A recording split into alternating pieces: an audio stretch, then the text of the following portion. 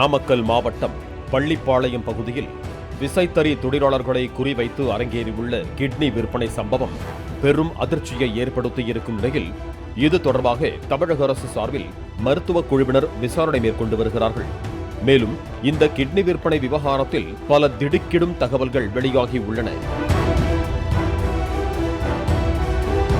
Kidney விற்பனைக்கு தரகராக செயல்பட்ட பள்ளிப்பாளையம் அன்னை சத்யாநகர் பகுதியைச் சேர்ந்த திமுகவைச் சேர்ந்த ஆனந்தன் என்பவர் தலைமறைவாக இருக்கும் நிலையில் அவரை போலீசார் தேடி வருகிறார்கள். இந்த நிலையில் இதன் தொடர்ச்சியாக பள்ளிப்பாளையத்தில் கிட்னி விற்பனை செய்திருக்கும் தொழிலாளர்கள் குறித்தும் இடைத்தரகர்கள் குறித்தும் பல்வேறு தகவல்கள் வெளிவந்த வண்ணம் உள்ளன. வெப்படை அடுத்துள்ள சாமண்டூர் என்ற கிராமத்தைச் சேர்ந்த கட்டிட தொழிலாளி லக்ஷ்மணன் என்பவர் 2024 டிசம்பர் மாத இறுதியில் மைக்ரோ பினான்ஸ் நிதி நிறுவனங்களில் பெற்ற கடன் தொகையை அடைக்க வழியின்றி கதிர் என்ற இடைத்தரகர் மூலம் தனது கிட்னியை திருச்சியில் உள்ள காவேரி மருத்துவமனைக்கு விற்பனை செய்ததாக தெரிவித்தார். நான் போய் இந்த மாதிரி எங்கள் அத்தை பிள்ளைகிட்ட போய் கேட்டேன், இந்த இடத்துக்கு இந்த மாதிரி நான் ஜாயின் பண்ணி விட்றேன், அவங்க யார் என்னன்னு நம்மளுக்கும் தெரியாது. வாட்ஸ்அப் மூலிமா நம்பர் வந்துருந்துச்சு எங்கள் அத்தை பிள்ளைக்கு சென்னுக்க. அவர் பேர் கதிருங்க, திருச்சியில் இருக்கிறாங்க. ஃபஸ்ட்டு எஸ்கேஎஸ் சேலம், ரெண்டாவது காட்பாடியில் இதை மாதிரி பண்ணாங்க. மறுபடியும் கடைசியாக திருச்சி காவேரி மருத்துவமனையில் ஆபரேஷன். யாரென்றே தெரியாத நபரை தனது தாய்மாமா என்று பொய் சொல்ல வைத்து கிட்னியை தானம் செய்ய வைத்ததாகவும் அதற்காக தனக்கு 5 லட்சம் ரூபாய் தொகை பேசப்பட்டு 4,50,000 ரூபாய் மட்டுமே வழங்கப்பட்டதாகவும் அவர் குற்றம் சாட்டினார். 5 லட்ச ரூபான்னு சொன்னாங்க. சரின்னா மறுபடியும் இந்த மாதிரி எல்லாம் அவங்களுக்கெல்லாம் போகும், ஒரு 4,5 லட்ச ரூபா கைக்கு வரும் அப்படின்னு சொல்லி சொன்னாங்க. சரி, நம்ம இந்த கடன் பயங்கரமாக இருக்குது, ஏதோ கொடுக்குறத வச்சு நம்ம ஏதோ லைன் பண்ணிக்கலாம் அப்படின்னு சொல்லி நம்ம சரிங்க.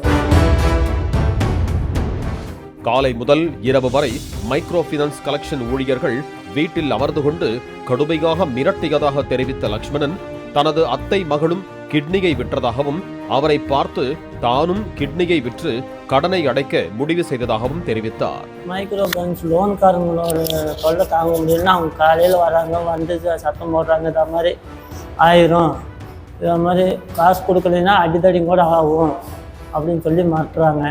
மாட்டங்காட்டிக்கு அதுவும் காலையில் 6 மணிக்கு உட்காந்தாங்கன்னா நைட்டு 9 மணி நாங்கள் கூட போக மாட்டேங்கிறாங்க.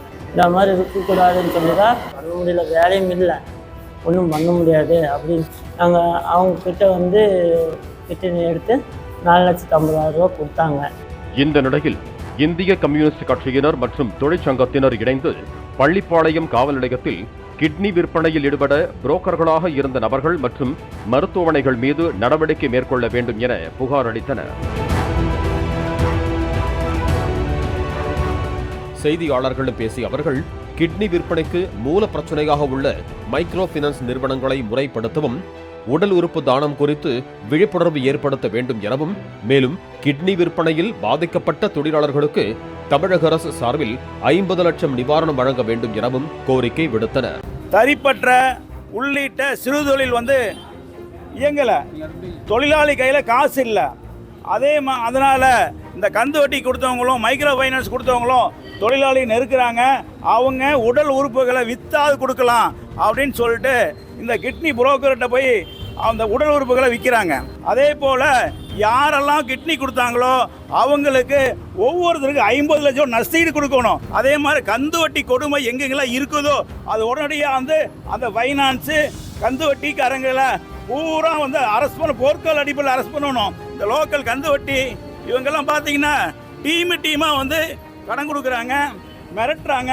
நைட்டு 1 மணிக்கு மிரட்டுறாங்க. இந்த கிட்னி கொடுக்குறவங்களுக்கு கிட்னி கொடுத்தா என்ன ஆகும் அப்படிங்கிறத விழிப்புணர்வு ஏற்படுத்தாதனால சொந்த பந்தங்கள்லாம் கிட்னி உடல் உறுப்புகளை கொடுக்க மாட்டேங்கிறாங்க. அவங்க புரோக்கர் தேடி போறாங்க. சிறு தொழில்கள் நலிவடைந்து உடல் உறுப்புகளை விற்று உயிர் வாழும் நிலைக்கு மக்கள் தள்ளப்பட்டுள்ளதாக இந்திய கம்யூனிஸ்ட் கட்சியினர் தெரிவித்திருப்பது பரபரப்பை ஏற்படுத்தி இருக்கிறது.